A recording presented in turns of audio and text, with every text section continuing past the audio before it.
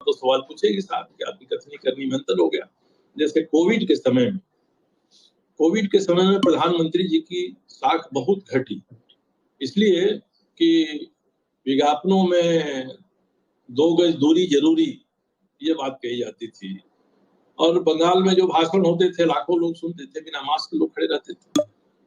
तो लोग तो इस बात को सोचते थे, इस पर विमर्श करते थे कि भाई ये कैसे नेता लोग हैं जो जिनके कथनी करने में इतना अंतर है। तो ये बात हुई और बहुत क्षति पहुंची प्रधानमंत्री की इमेज को।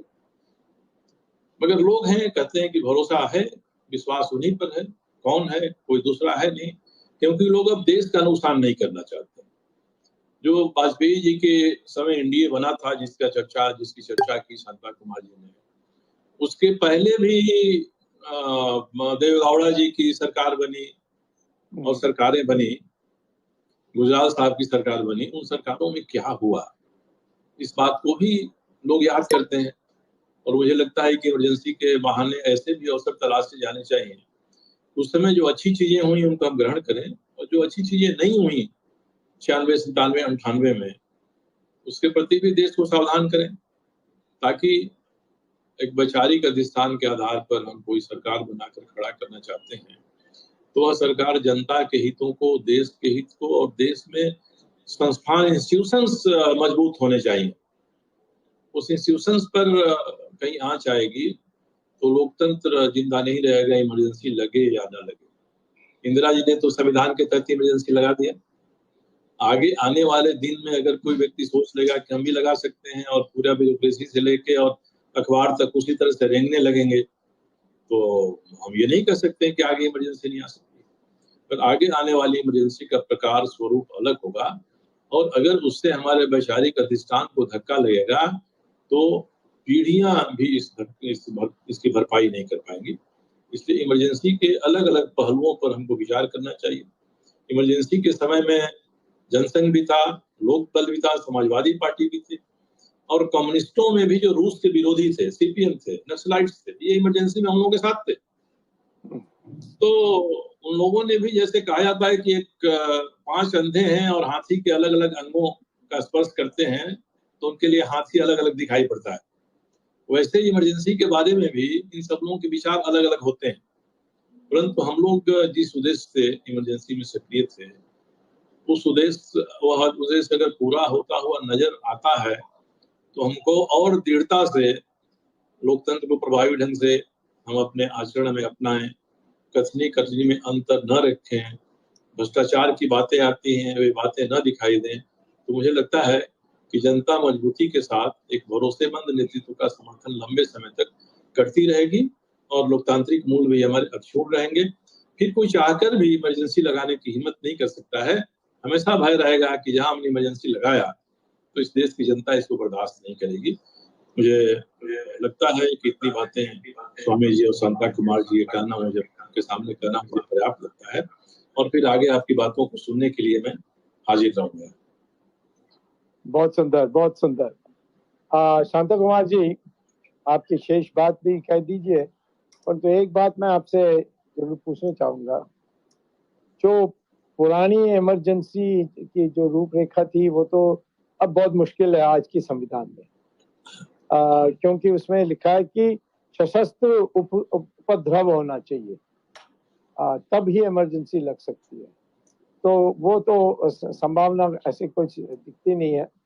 परंतु चीन की जो आपने बिल्कुल सही समय पर अभी आपने जो बात रखी, तो थोड़ा आगे ले जाइए।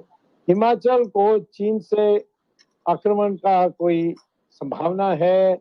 यानी मैं राजनीतिक संभावना की नहीं बात कर रहा हूँ, मैं जो जो जो रूपरेखा है वहाँ की, जो ज्योग्राफी का, उसके अंतर्गत चाइना अपनी सीमा को पार करके हिमाचल में आ सकती है।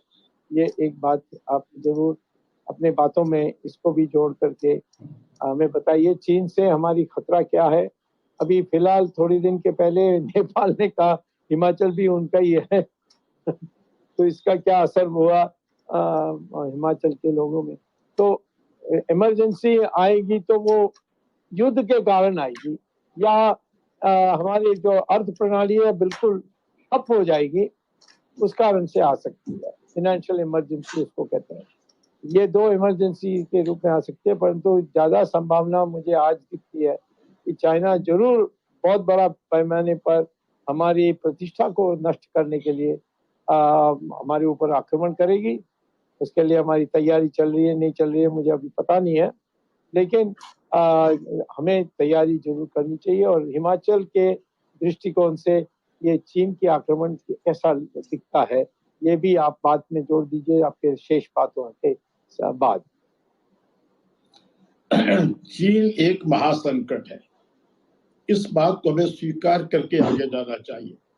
और इसके लिए जैसे मैंने कहा कि निर्वासित सरकार को विधिवत मान्यता दें और तिब्बत के प्रश्न को यूनाइटेड नेशंस में हम लेके जाएं, ताकि चीन की परिस्थिति पहले से भी ज्यादा कमजोर हो। उस दिशा में हमें कोशिश करनी चाहिए। जहां तक हिमाचल की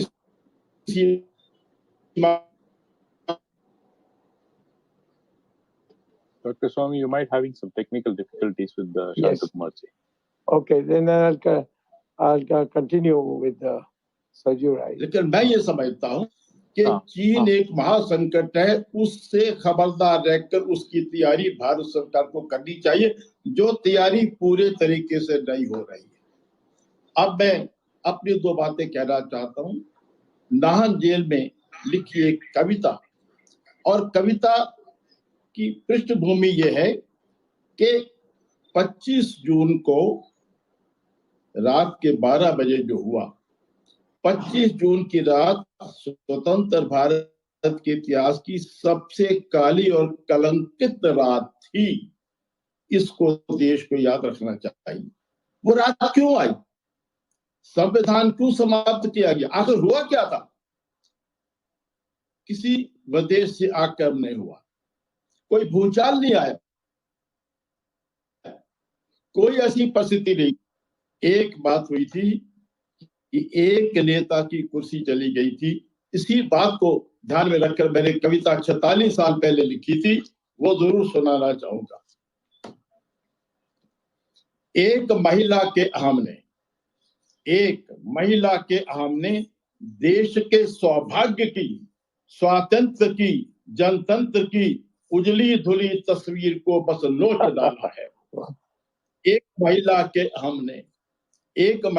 अहम ने देश के सौभाग्य की, स्वातंत्र की, जनतंत्र की उजली धुली तस्वीर को बस नोच डाला है।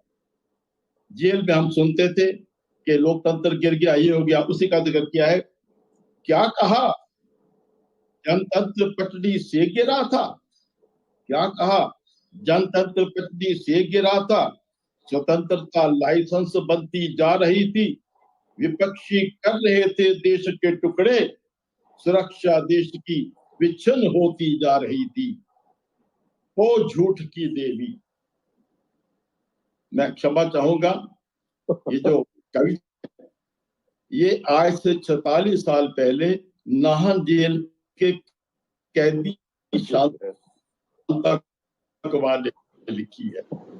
ये शांता कुमार ने लिखी है, इसलिए शब्दों के बारे में। ओ झूठ की देवी, पाखंड प्रतिमे, निज पद सुरक्षा के लिए किया देश का सब कुछ निछावर, एक कुर्सी को बचाने के लिए जनतंत्र की, स्वातंत्र की पावन परंपरा की धरोहर। एक कुर्सी के लिए जनतंत्र की पावन परंपरा की धरोहर रौंद डाली तृण समझकर। पर याद रखना, 46 साल पहले मैंने लिखा था, पर याद रखना, ये तृण कभी विद्रोह की अग्नि बनेंगे। पर याद रखना, ये तृण कभी विद्रोह की अग्नि बनेंगे। छल कपट के फूस को स्वाहा करेंगे, छल कपट के घास को स्वाहा करेंगे। तब तुम्हें अपना आप ही धिक्कारेगा। यह देश जागेगा, तुम्हारा झूठ हारेगा। ये देश जागेगा, तुम्हारा झूठ हारेगा। अब एक संस्था व्यक्तिगत जरूर।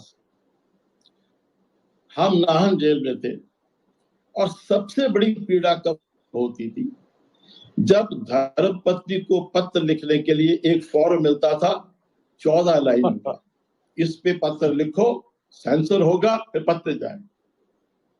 हम जितने लोग वहां पर थे अधिकतर, तो इसका सबसे बड़ा कष्ट होता था। लेकिन मैं आपको बता दूं कि हमारे साथ राधा रमन शास्त्री जी थे, जो बाद में मंत्री भी बने, स्पीकर भी बने।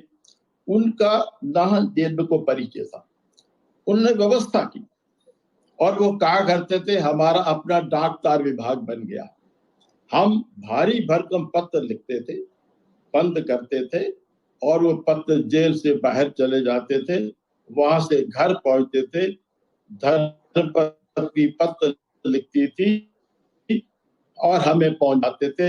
इस समस्या का हल किया। लेकिन एक दिन मुझे धर्मपत्नी का भारी भरकम पत्र आया। जो ही मैंने प्राप्त किया, बड़ा खुश हुआ। आज पत्नी ने बहुत कुछ लिखा है, बहुत आनंद आएगा, पत्नी का पत्र पढ़ूंगा। जो ही पत्र खोला तो एक सफेद कागज की बड़ी पुड़िया, उसको खोला, उसके अंदर एक दूसरी पुड़िया, हैरान परेशान। उसको खोला, एक और पुड़िया और उस पर आंखों के आंसुओं के निशान। एक पुड़िया में दूसरी पुड़िया, कुछ लिखा नहीं था, लेकिन जो लिखा नहीं था वो बहुत पढ़ा मैंने। आखिर में एक कागज पर बशीर बदर का एक शेर लिखा था, उजाले अपनी यादों के